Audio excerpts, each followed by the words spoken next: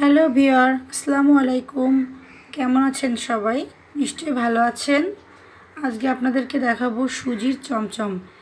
এই চমচম কিভাবে পারফেক্টলি বানানো যায় সেই টিপস সহই আজকে দেখাবো। মিষ্টিটা কতটা সফট আর রসালো হয়েছে আপনাদেরকে বলে বোঝাতে পারবো না। অবশ্যই আপনারা মিষ্টিটা একবার হলেও বাসায় বানিয়ে দেখবেন। চলুন তাহলে মিষ্টিটা বানাতে কি কি উপকরণ লাগছে।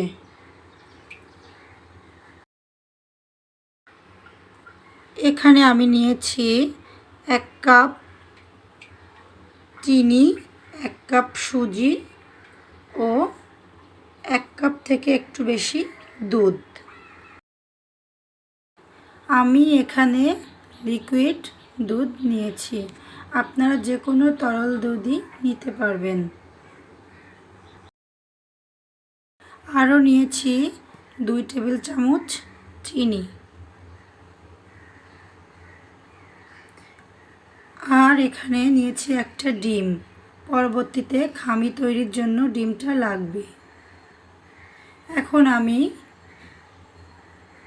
শিরাটা বানিয়ে নিব। শিরাটা বানানোর জন্য আমি 1 কাপ চিনিতে ডাবল পানি দিয়ে দিব। মনে রাখবেন ওই কাপের ডাবল পানি দিতে হবে। চুলার জালটা লোতে রেখে শিরাটা বানিয়ে নিব।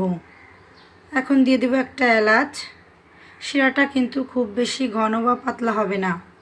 আমার শিরাটা দেখে আপনারা নিশ্চয়ই বুঝতে পারছেন যে কীরকম হবে। চুলার বলক তুলে শিরাটা নামিয়ে নিব। হয়ে গেছে শিরাটা।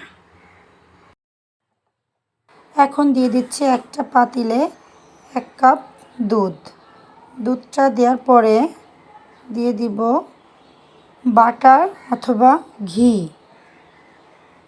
তারপর দিয়ে দিব সেই 2 টেবিল চামচ চিনি। দুধটাকে ভালো করে নেড়ে চেড়ে দিয়ে দিব 1 কাপ সুজি। সুজিটা দেওয়ার পরে ঘন ঘন নাড়তে হবে, না হলে নিচে থেকে লেগে যেতে পারে।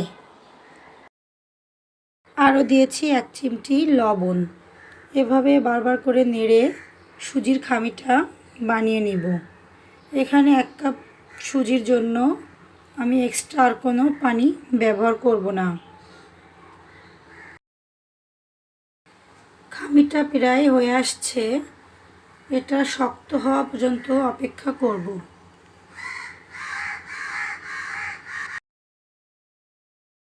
মনে রাখবেন, খামিটা যদি ভালো করে শক্ত না হয় তাহলে মিষ্টি বানানোর সময় হাতে লেগে যেতে পারে, আর হাতে লাগলে মিষ্টিটাও পারফেক্টলি বানাতে পারবেন না। এজন্য খামিটাকে ভালো করে শক্ত করে নামাতে হবে। দেখুন খামিটা হয়ে গেছে। এখন এটাকে ঠান্ডা করে নিব। এখন দিয়ে দিচ্ছি 1 চামচ ঘি। ঘি না থাকলে আপনারা সয়াবিন তেলও দিতে পারেন। এটা দেওয়ার জন্য খামিটা হাতে লেগে যাবে না। এখন আমি খামিটাকে ভালো করে মাখিয়ে নিব। এটা ভালো করে মাখানো হয়ে গেছে। এখন আমি মিষ্টি শেপ দিয়ে মিষ্টিগুলোকে বানিয়ে নিব।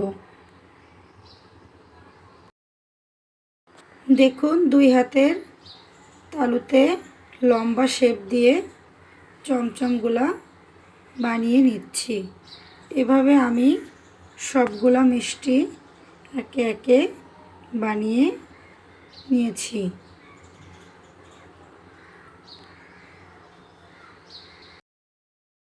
এখানে আরেকটা জিনিস লক্ষ্য করবেন, সুজির খামিটা বানানোর সময় যদি খামিটা নরম হয়ে যায় তাহলে আপনারা একটু ময়দা ব্যবহার করতে পারেন। আর যদি শক্ত হয়ে যায় তাহলে নরম করার জন্য একটা ডিম ব্যবহার করবেন। এখানে কিন্তু আমি কোনো কিছুই ব্যবহার করিনি, কারণ আমার খামিটা একদম পারফেক্টলি হয়েছে। দেখুন মিষ্টিগুলা বানানো হয়ে গেছে। এখন আমি মিষ্টিগুলাকে একটা কড়াইয়ে তেল দিয়ে তেলটাকে হাই হিটে রেখে মিষ্টিগুলা ভেজে নিব। প্রথম দিকে চুলার জালটা হাইয়ে রেখে পরবর্তীতে চুলার জালটা কমিয়ে দিতে হবে, তা না হলে মিষ্টি নিচ থেকে লেগে যেতে পারে। একে একে সবগুলো মিষ্টি আমি কয়েক মিনিট ভেজে নিব। এক পিঠ বাদামি কালার হয়ে গেলে অন্য পিঠ উল্টিয়ে দিব।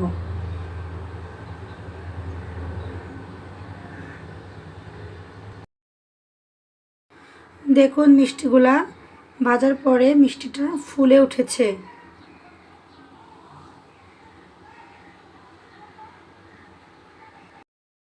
মনে রাখবেন মিষ্টিটা শিরায় ভেজানোর সময় অবশ্যই শিরাটা পারফেক্টলি গরম থাকতে হবে। শিরাটা যখন নর্মালি একটা আঙুল দিয়ে দেখতে পারেন। এখন একে একে মিষ্টিগুলোকে ভিজিয়ে নিব। শিরাটা কিন্তু খুব বেশি গরম হবে না, কুসুম গরম অবস্থায় মিষ্টিগুলা ভিজাতে হবে। মিষ্টিগুলোকে অবশ্যই 2 ঘন্টা ভিজিয়ে রাখতে হবে। 2 ঘন্টা পরে আপনারা পরিবেশন করবেন।